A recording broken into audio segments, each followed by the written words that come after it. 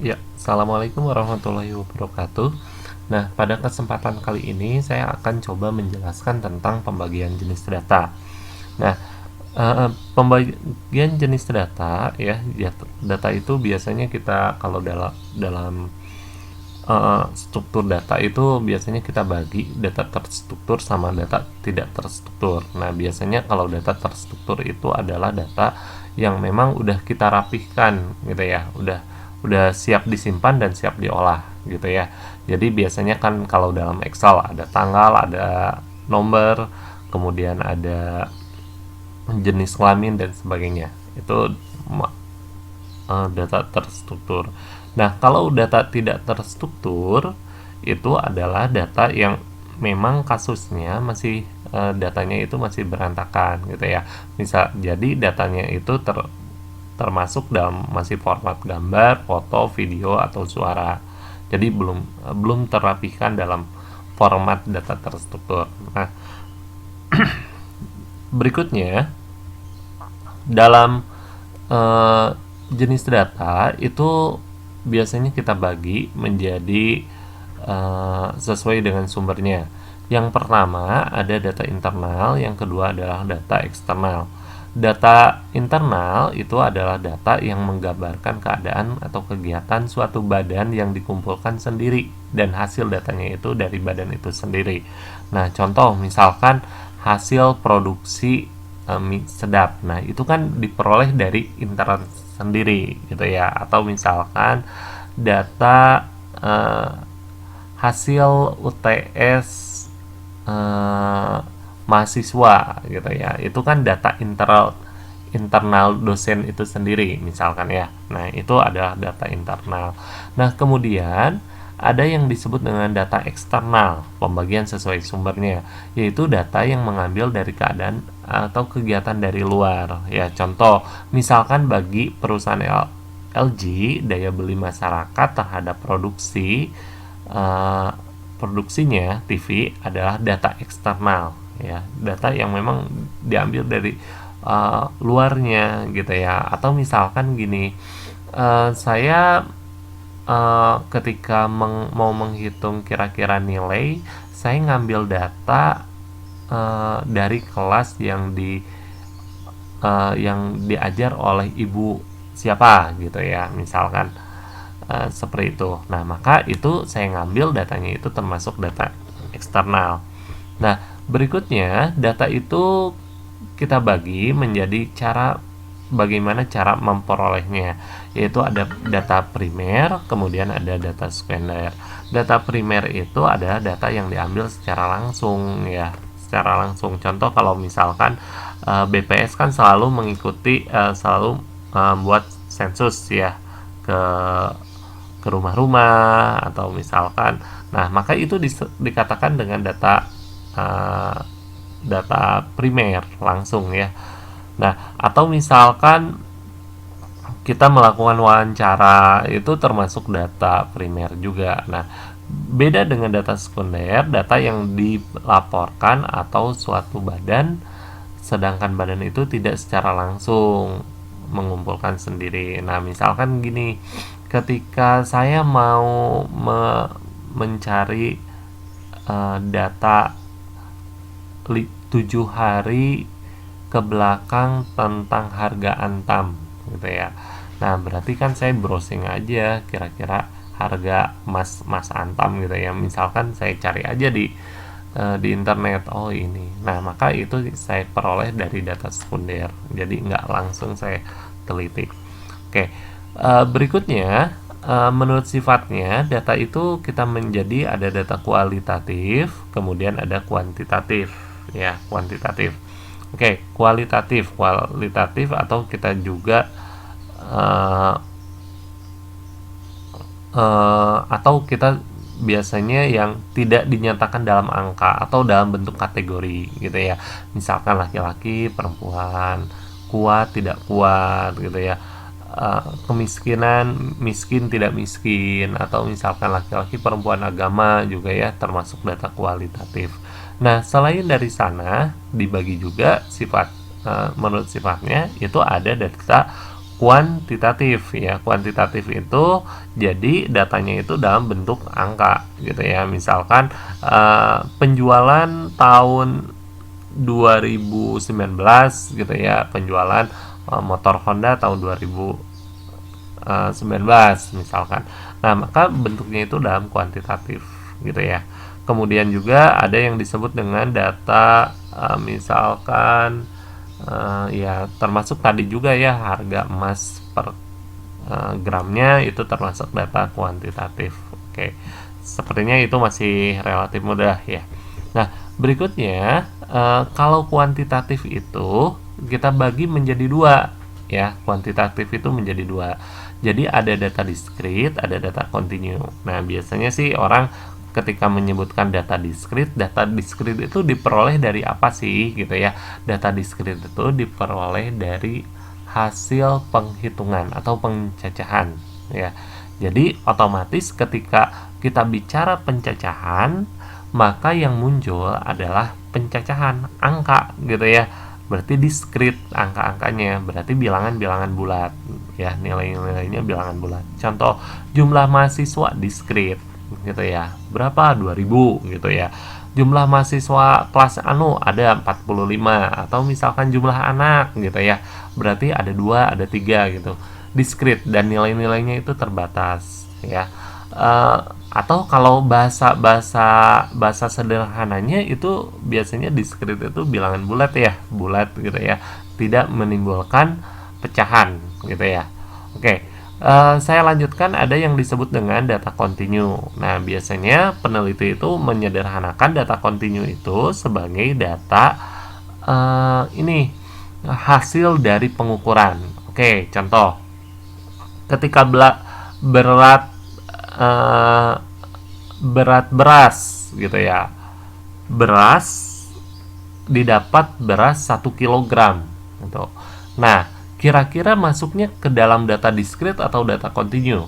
Nah, maka kalau kita lihat beras itu diperoleh dari apa? Dari hitung atau dari diukur. Nah, kan diukur gitu ya, diukur itu adalah 1 kilogram. Nah, kebetulan ketemunya 1 kilogram. Meskipun bulat, tapi itu adalah masuk ke data kontinu gitu ya. Karena teman-temannya bisa jadi 1,2 gitu, 1,3 kilogram dan sebagainya gitu. Nah, jadi intinya bisa kita lihat dari pengukuran gitu ya. Contoh lagi, misalkan tinggi mahasiswa sekitar 171 cm. Angkanya memang bulat gitu ya, tapi hasilnya itu kita masuk ke data kontinu gitu ya, karena memang dari pengukuran. Oke. Nah, itu dari data. Nah, berikutnya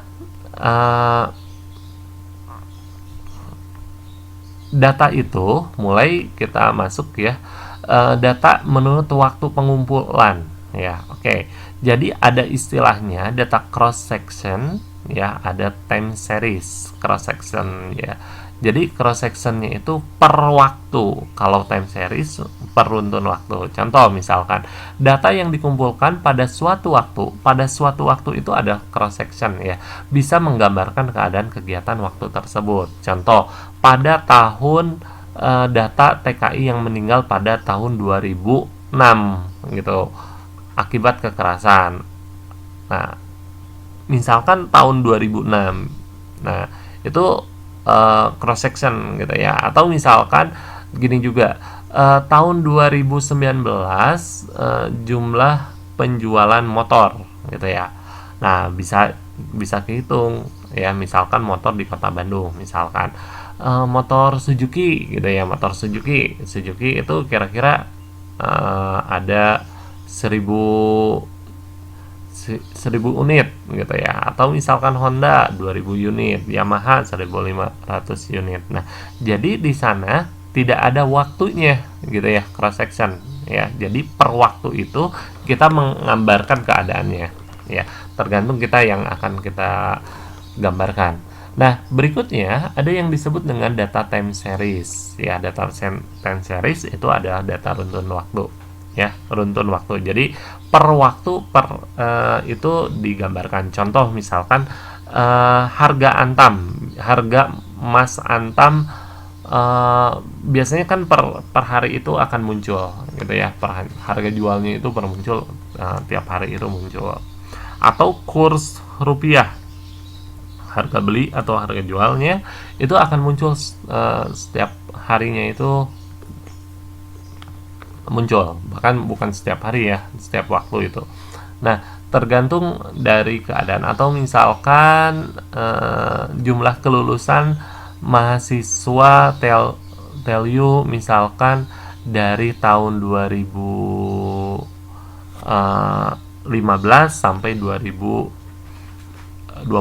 Nah, misalkan itu, maka karena memang melibatkan per runtun waktu, maka itu masuk ke data runtun waktu. Oke.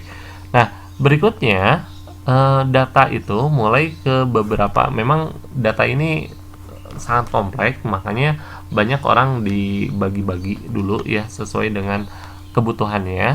Nah, berikutnya data menurut skala datanya ya, skala data. Nah, skala data itu kita bagi menjadi 4. Yang pertama adalah data nominal, kemudian data ordinal, kemudian data interval, dan data rasional ya. Oke.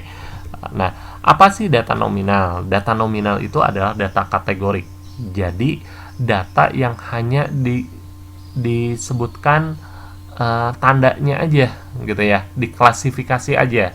Contoh misalkan gini, pekerjaan, jenis pekerjaan misalkan pegawai negeri, swasta, wirausaha. Nah, biasanya data itu kita sebut dengan diklasifikasinya